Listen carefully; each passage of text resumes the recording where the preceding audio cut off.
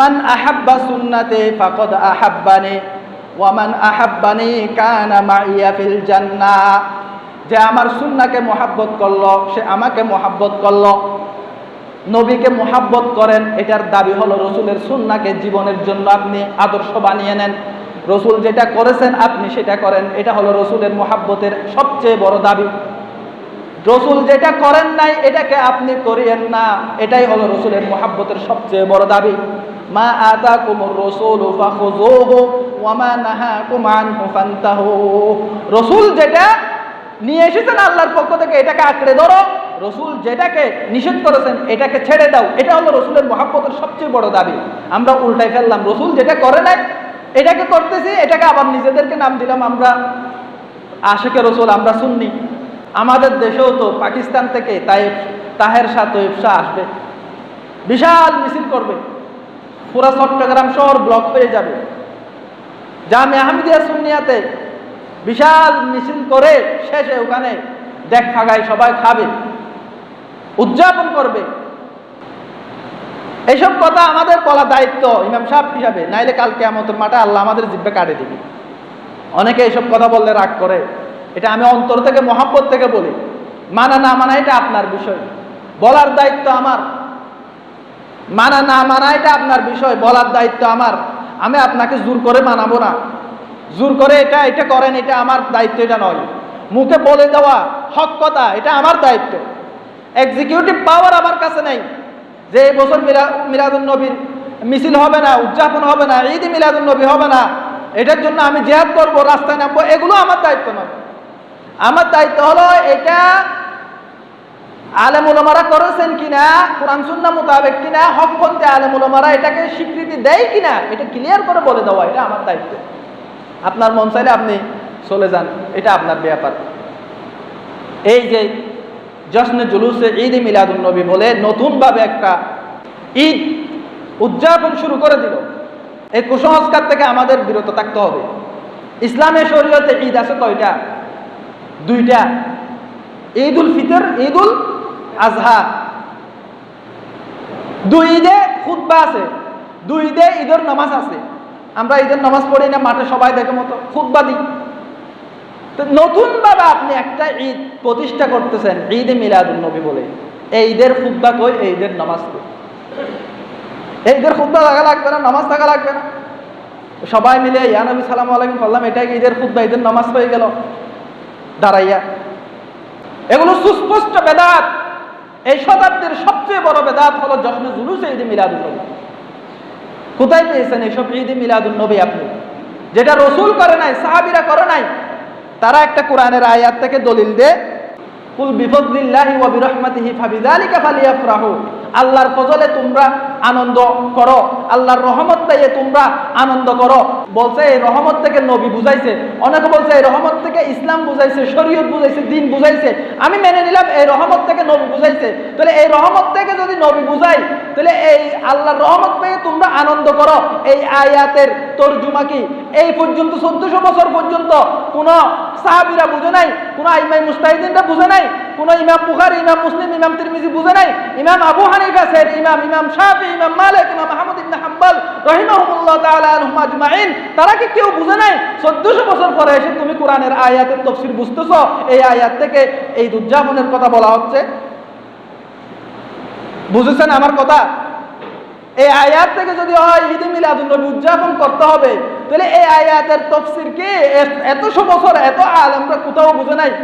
ফিকহে হানাফি হতো বিশাল, পৃথিবীর সবচেয়ে বড় সমৃদ্ধ ফিকহে হানাফি, এখানে একটা অধ্যায় হলো কোথাও দেয়া থাকতো, অথবা কোনো একটা কুদুরিতে শরহে বাকায়াতে ফতোয়ার কিতাবে লেখা থাকতো বাবুল কিয়াম ওয়াল মিলাদ, একটা অধ্যায় লেখা থাকতো সেই দিনের কর্মকাণ্ড কি, এই কাজ করতে হবে। যেভাবে বাবুল উইতির, এভাবে একটা যেরকম অধ্যায় থাকে ফিকহের কিতাবে কোথাও কোনো এক ফাঁসে হলো ফুকাহায়ে কেরামরা একটা অধ্যায় লিখে রাখতো। আমাদের করণীয় কি? সংক্ষেপে কয়েকটা কথা বলে রাখি। 1 নম্বর, রাসূল সাল্লাল্লাহু আলাইহি ওয়াসাল্লাম যেভাবে রোজা রেখেছেন সম্ভব হলে প্রতি সোমবারে রোজা রাখেন, এবং রবিউল আউয়াল মাস ব্যাপী আপনি বেশি বেশি রোজা রাখেন। রাসূল সাল্লাল্লাহু আলাইহি ওয়াসাল্লাম এই আমল করেছেন। আর বেশির থেকে বেশি রসুলের শানে দরুদ পেশ করেন। যত সম্ভব আপনি সকাল সন্ধ্যা রসুলের শানে দরুদ পেশ করেন। আল্লাহুম্মা সাল্লি আলা মুহাম্মদ ওয়া আলা আলি মুহাম্মদ, যে দরুদটা জানেন সেই দরুদটাই পড়েন। কিছু না জানলে সাল্লাল্লাহু আলা আমরা যেটা পড়ি এটা পড়েন। যে দরুদ আপনি জানেন সেই দরুদটা বেশি বেশি রসুলের শানে আপনি পড়তে থাকেন। আরেকটা আমল করতে পারেন, যেহেতু রবিউল আউয়াল মাসে প্রসিদ্ধ মত অনুসারে রাসূল সাল্লাল্লাহু আলাইহি ওয়াসাল্লাম দুনিয়াতে এসেছেন, এই হক আদায় করার জন্য রসুলের একটা সিরত পড়েন, জীবনী পড়েন। রসুলের সিরত জীবনী, অসংখ্য জীবনী লাইব্রেরিতে আছে, আর রহিকুল মাখতুম আছে, একটা জীবনী আপনি পড়েন, তখন বুঝতে পারবেন রাসূল সাল্লাল্লাহু আলাইহি ওয়াসাল্লাম কি করতেন। কয়েকটা হাদিস আমি বলে আজকের আলোচনা শেষ। যারা এই ধরনের স্পষ্ট বেদাতে লিপ্ত হবে তাদের পরিণতি কি? হাদিস শরীফে স্পষ্ট এসেছে, স্পষ্ট একেবারে সহিহ হাদিস। এই সহিহ হাদিস সম্পর্কে আমি নিজেও অবগত ছিলাম না। 1 বছর আগে একজন গারিঙ্গা মাদ্রাসার কামিল ফাস বড় আলেম, উনি ব্যবসায়ী, উনি আমাকে, আমি এক জায়গায় বিয়া পড়াতে গেছিলাম একটা ক্লাবে, উনি আমাকে ডেকে বললেন, ভাই আপনার বিয়ার খুতবা আমার খুব ভালো লেগেছে, কোথায় পড়েন কি করেন। এরপরে উনি একটা হাদিস আমাকে শোনালেন যে এই হাদিসটা আপনি শুনে রাখেন। আমি অবাক হয়ে গেছি, এত সুন্দর হাদিস যে আছে। আমি এরপরে হাদিসের কিতাবে এটা সার্চ করলাম, ইন্টারনেটে সার্চ করলাম, এটা সহিহ হাদিস না জয়ীফ হাদিস, দেখলাম এটা সহিহ হাদিস। তখন আমি অবাক হলাম, এত সুন্দর হাদিস। قال النبي صلى الله عليه وسلم إن الله حجب التوبة عن كل صاحب بدعة حتى يدع بدعته। অর্থ হলো আল্লাহ তাআলা প্রত্যেক বেদাতি, যারা বেদাতকে প্রমোট করে, বেদাতকে লালন করে, বেদাতকে প্রতিষ্ঠা করে, বেদাতকে ধারণ করে, তাদের থেকে আল্লাহ তাআলা তওবা আড়াল করে রাখলেন। সে তওবা করলেও আল্লাহর দরবার পর্যন্ত ওই তওবা পৌঁছায় না। হাত্তা ইয়াদা বেদাতাহু, যতক্ষণ সে বেদাত ছাড়ে নাই। কত মারাত্মক, কত ধমক দিছেন। যারা বেদাত প্রতিষ্ঠা করবে, বেদাতের পিছনে ইন্ধন দিবে, বেদাতকে সমাজে প্রতিষ্ঠা করার পায়তারা করবে, তাদের থেকে আল্লাহর তওবা পর্যন্ত এরকম আড়াল হয়ে আছে, তওবা পৌঁছাবে না আল্লাহর দরবারে। সহিহ হাদিস, ইন্নাল্লাহা হাজাবা তাওবাতা আন কুল্লি সাহিবি বিদআ হাত্তা ইয়াদা বিদআতাহা, যতক্ষণ এই বেদাত আপনি ছাড়েন নাই আল্লাহর দরবারে তওবা কবুল হবে না। আর এক হাদিসে এসেছে, মান ওয়াক্কারা সাহিবি বিদআতিন ফাকাদ আআনা আলা হাদামিল ইসলাম, যে সাহেবে বেদাত, বেদাতিওয়ালা, কোন বেদাতি মৌলবীকে যে সম্মান জানায়, তাকে প্রমোট করে, সে ইসলামকে ধ্বংস করলো। ফাকাদ আআনা আলা হাদামিল ইসলাম, সে ইসলামকে ধ্বংস করার জন্য সে সাহায্য করলো। একজন বেদাতি মৌলবীকে আপনি প্রতিষ্ঠা করলেন, প্রমোট করলেন, তাকে ইমাম নিয়োগ দিলেন, খতিব নিয়োগ দিলেন, ইসলাম ধ্বংসের জন্য আপনি সাহায্য করলেন। ফাকাদ আআনা আলা হাদামিল ইসলাম, আপনিও দায়ী থাকবেন আল্লাহর দরবারে। এবার বলবেন বেদাত কি? মা হিয়াল বেদা? আলেম ওলামারা আছেন, যেটা রসুল করে নাই, সাহাবা একরাম করে নাই, তবে তাবিনরা করে নাই, কোরআন হাদিসে যেটা নাই, এই ধরনের দ্বীনের ভিতর কোনো নতুন আবিষ্কারকে বলা হয় বেদাত। দ্বীনের মধ্যে মনে রাখবেন, মান আহদাসা ফি আমরিনা আই ফি দীনিনা হাযা ফাহুয়া রাদ্দুন, রাসূলের স্পষ্ট হাদিস, যে আমার দ্বীনের মধ্যে কোনো নতুন কিছু প্রবেশ করালো সেটা নিক্ষিপ্ত, সেটা কখনো আল্লাহর দরবারে গ্রহণযোগ্য হবে না। দ্বীনের মধ্যে নতুন, এটা মনে রাখবেন। ইন, প্রিপোজিশন ইন আর প্রিপোজিশন ফর, দুটো শব্দ মনে রাখবেন। ইন মানে মধ্যে, ফর মানে জন্য। ইবাদতের জন্য হলে এটা বেদাত নয়। নাইলে আপনি বলবেন ফ্যান লাগাইছে কেন, এটাও তো বেদাত। স্পিকার লাগাইছে কেন, এটাও তো বেদাত। রাসূল তো স্পিকার লাগাই নাই, ফ্যান লাগাই নাই, টাইলস লাগাই নাই। এটা ফর ইবাদত, ইবাদতের জন্য, ইন ইবাদত নয়।